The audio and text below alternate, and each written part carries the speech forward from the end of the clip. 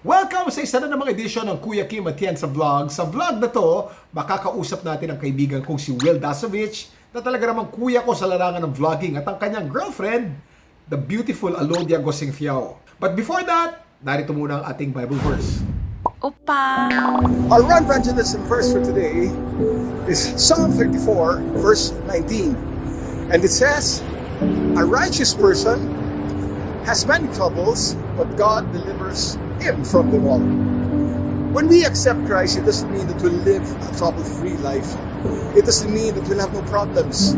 We may even have COVID. We may be jobless. But you know, the good news is, with Christ in our heart, then He gives us peace that defies human understanding as we deal with these problems because He is with us.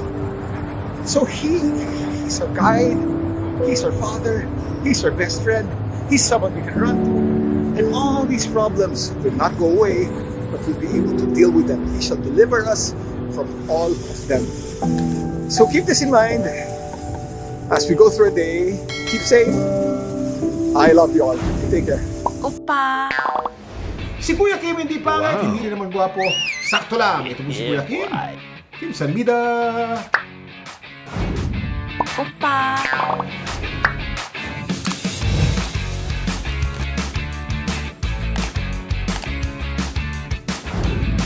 Opa! I'll be using a motorcycle that I used to own na nabili ko ulit. Itong CB750 1973. Of course, dahil special na bike ang gagamitin ko ngayon, ang gagamitin kong helmet is special din. Then ito yung aking Ruby Shibuya. So it's a Japanese-styled helmet. Parang Japanese flag yung kanyang design. More important kaya gagamitin natin relos, bagay dapat doon sa motor.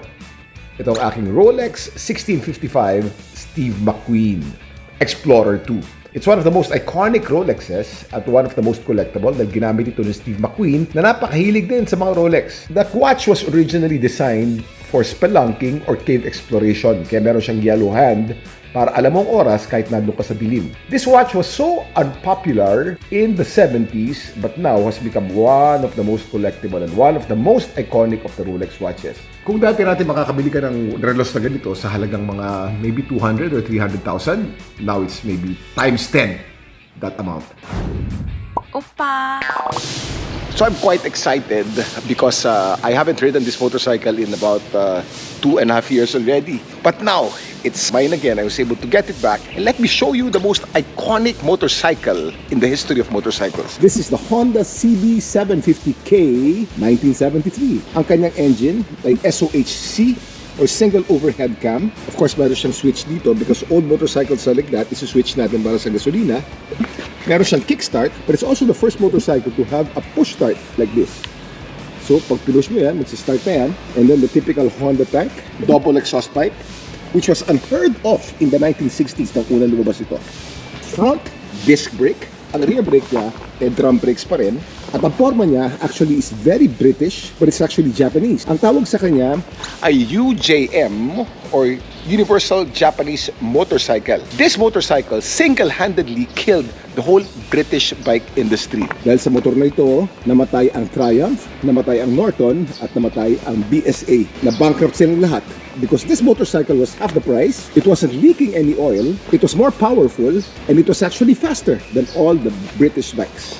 Pagkamat merong push start itong motor na to, gusto kong gamitin yung kanyang kickstart para ma-practice na rin yung pagki-kickstart ko. 1973 Honda CB750. Switch on.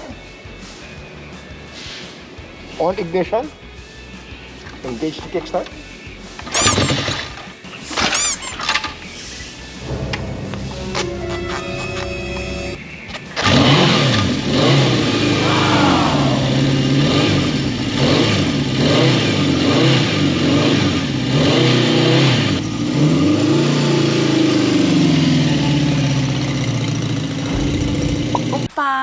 Alam nyo, the CB750 is an old bike, no? It started in 1969 and then the SOHC or single overhead cam lasted until 77. So yung 69 to 77, these are the collectible CB750.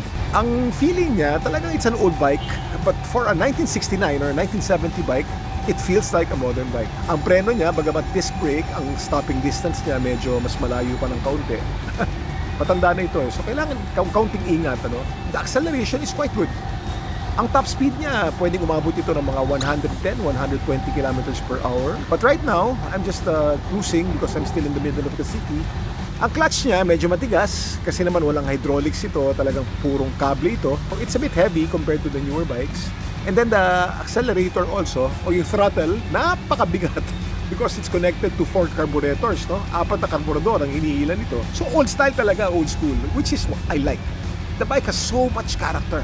Kung i-divide mo ang motorcycle history by 2, it will only be pre-CB750 and post-CB750.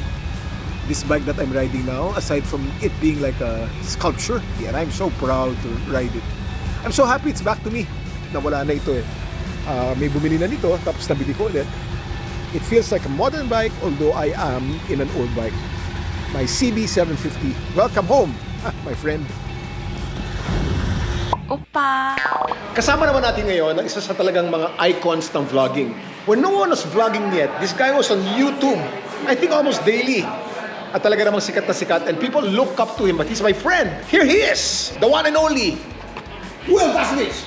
Hey! Wil. Yo, this is crazy that we're vlogging before we got to collab on Matanglawin.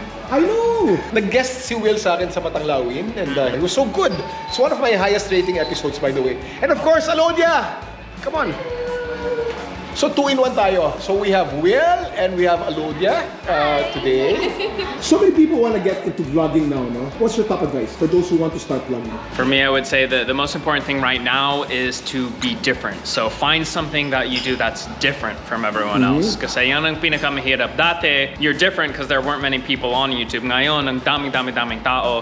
So what is something that makes you stand out? Now, if you don't even have an idea yet of what makes you different, then just continue to go out, be active, do as many things as possible, find out what it is that you enjoy, and then that'll lead you to finding your love, which usually people connect with your passion. That's what makes you unique. Be yourself. As cliche as it sounds, no one can be better at being yourself than you. But Alodia is into costume play or Cosplay, yeah. Cosplay. Cosplay is not being yourself. How can that be, Alodia?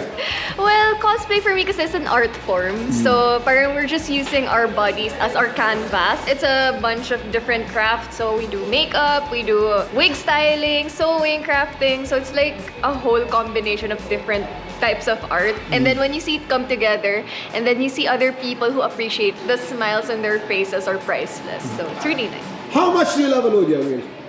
This much. This much? And how much do you love Wil, Alodia? Same! What is the Wil Dasovich reinvention this coming months? I guess my podcast, because that's the latest thing I've been doing. So deep diving into conversations about anything and self-development and improvement and all sorts of areas. So I would say that is my most recent reinvention, is just long format conversation podcast type stuff, which I'll see you on eventually. Of course, Wil. I heard that you're always #1 on Spotify. Luckily right now, as we're doing this vlog, we're at #1, but you know, there's some weeks that we aren't, so it's fluctuating. If there's one quality that you like most about Wil, what is it, Alodia? He never stops. He never gives up. As in, like, every single day, there's something happening and he never gets tired. I don't know why. And maybe because he really loves what he does, and that's how we connect. We love what we do and we're never gonna stop. Wil, you've done hundreds and hundreds of vlogs, no? What to you is the most important vlog that you've ever posted out there? Wow, that's incredible.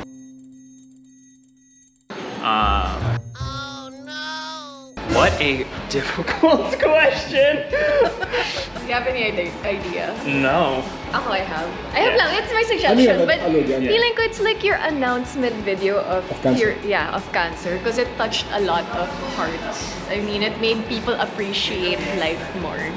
Actually, Wil, if I may say so, when I saw that vlog, I cried. Wow. I even sent you a message because I was touched by that vlog. Panoorin natin ang excerpts ng vlog na yun. And the other day I was diagnosed with cancer. As tough as it was for me to take that in, it's not gonna stop me from having fun, being myself, and continuing to do what makes me happy. Wil, like me, you had a health scare. How did cancer change you, Wil? It made me stop daily vlogging. No.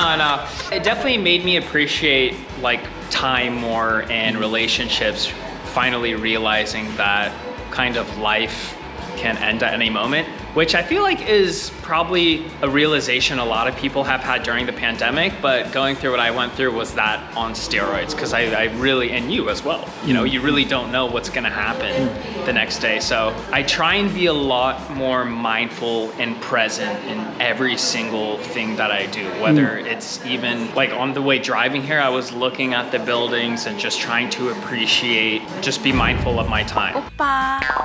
Eman is leaving us in a few days and she's going to boarding school at minimiss ko na gusto talaga si Eman. Kaya ang Tagalog verse natin ngayong araw na to ay, Eman, can you say, mamimiss ko ng todo-todo ang tatay ko? But I won't miss you. Just say that. Good riddance! No, come on, say that. Say that. I'm just kidding. Mamimiss ko ng todo-todo ang tatay ko. Mamamiss ng toro-toro ang aso ko. I give you a failing grade for that. She doesn't mean that, of course. Oppa. Okay, Will, final message to all your fans and all those who want to be like you. Continue to stay active, continue to stay curious, keep going out every single day, find out what it is that you enjoy. And by finding out what you don't enjoy, it'll make you one step closer to finding it is what you love. And once you find what you love, do that every single day until the day you die. Best life, you got it. Will, has cancer made you spiritual? I was spiritual before cancer. Yeah, it definitely did. In my vlog, I always pray for my subscribers before the vlog ends. Would it be okay if you pray for all my subscribers? Sure. Okay, let's go. I'm wishing everyone out there good health and good wealth. 'Cause health is wealth. That's it. Keep it simple. Okay, prayer doesn't have to be many words. But thank you for guesting in my vlog, Will. Alodia, you as well. Maraming salamat. Thank you. Meron akong magic trick na ginawa kay Alodia. Papakita natin. Una kong nakilala si Alodia more than 10 years ago sa isang event at gumawa ako ng isang magic trick na kahit kailan hindi niya makakalimutan. Pero isang uri ng magic talaga. Ginagamitan ng mga mga bagay. Para sa tulog, amoy, hininga, oxygen.